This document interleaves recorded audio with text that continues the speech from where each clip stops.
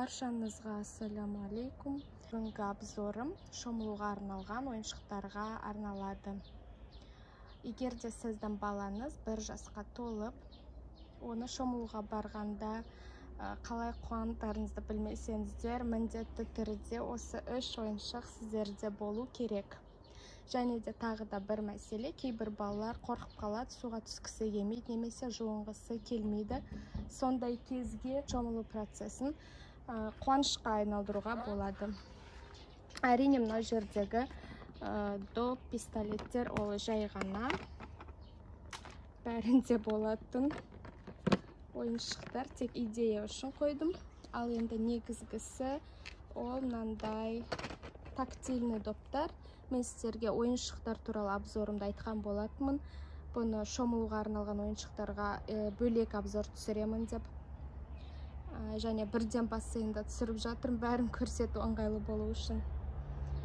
Әртүрлі формочкалар мына жерде. Бұны 5 айдан бастап алсаңыздар болады уже. Мінекей.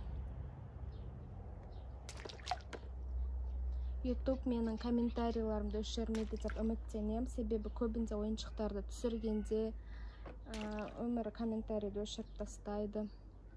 Сондықтан сұрақтарыңыз болса, басқа видеоларынан сұрай беріңіздер. Мынау бірінші ойыншық. Және мынандай жануарларды айта кетейін. Әртүрлі. Осындай ойыншықта барлық балада болу керек. Бірақ бұны тактильный доптармен бір категорияға кіргізейік, себебі тек түстер мен формалар әртүрлі болғаны болмаса, бірдей деп айтуға болады.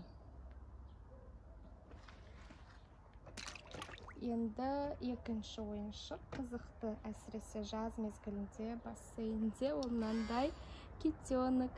Біз бұны ұзақ уақыт бойы қоса алмадық, әртүрлі батарейкалар салдық, және де кнопкасы болмағандықтан инструкциясынан қарасақ, мына жері сенсорный деп тұр.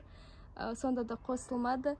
Ең соңында суға кіргізгенде ғана қосылады екен, соны білдік. Мінекей осылай істейді. Және мына жерде әртүрлі түстер жанады ішінде. Қараңыздар қалай істейтінін. Фонтан. Кит фонтан болып осылай балаңызды қуантатын ерекше ойыншық деп айтуға болады.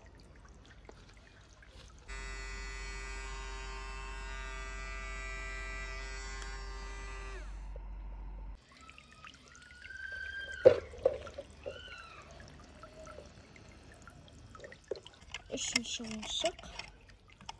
Осындай жұмыртқа, су құйғыш жұмыртқа тәріздес. Мінекей. Бұның көп түрі бар. Балапан,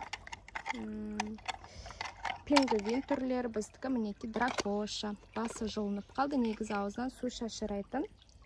Бұлай басқан кезде. Осы лейк арқылы баламды душқа үйреттім деп айталам. Қараңыздар. Осылай су шығады астына. Және де соңғы қызықты ойыншық. Ол өздігінен жүзетін осындай жануарлар.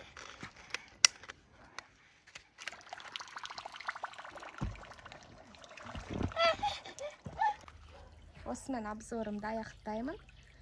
Назарларыңызға рахмет.